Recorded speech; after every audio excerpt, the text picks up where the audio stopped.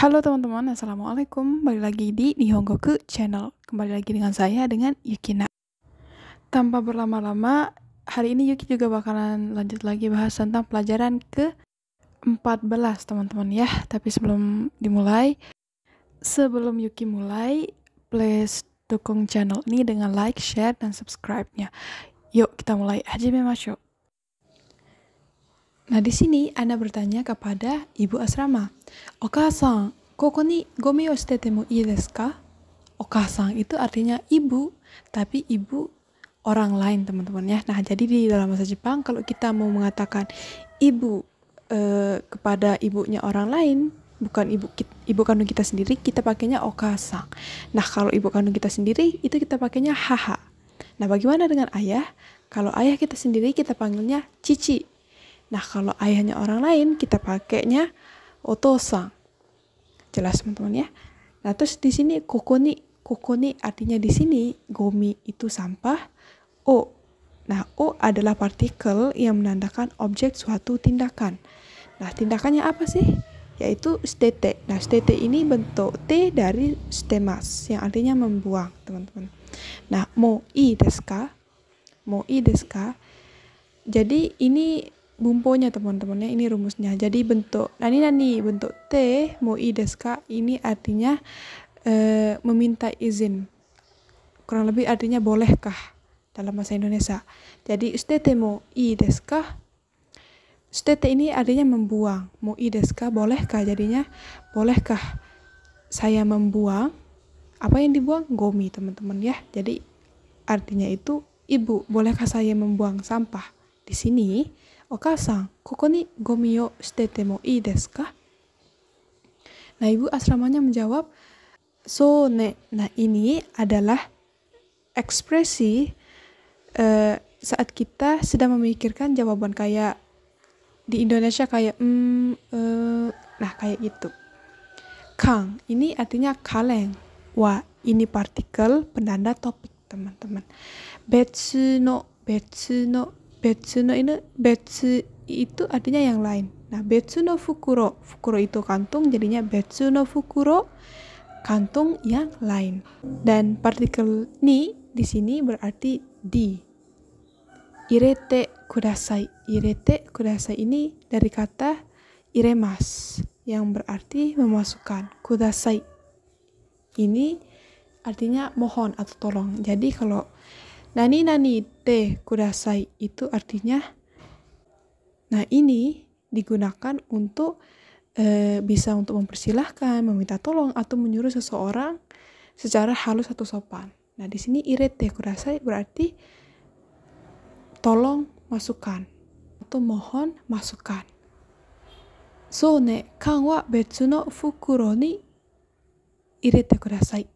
So ne itu jadi kurang lebih artinya mohon masukkan kaleng ke dalam kantung yang lain.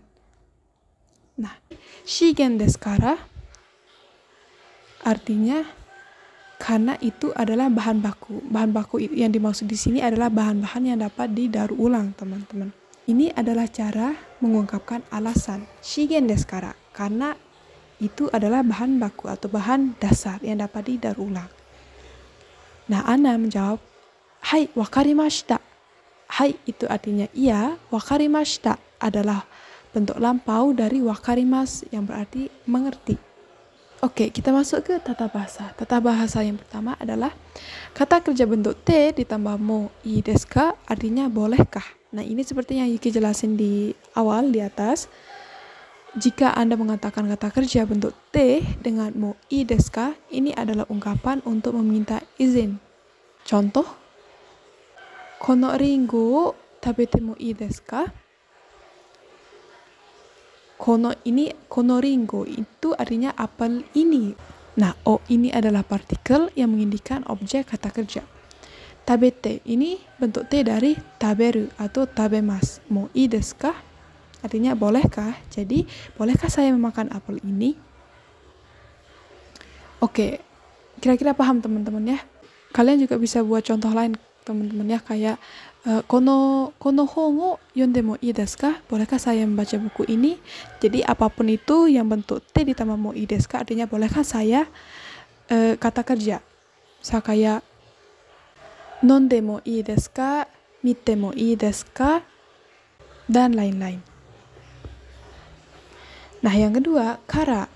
Ini bisa berarti karena.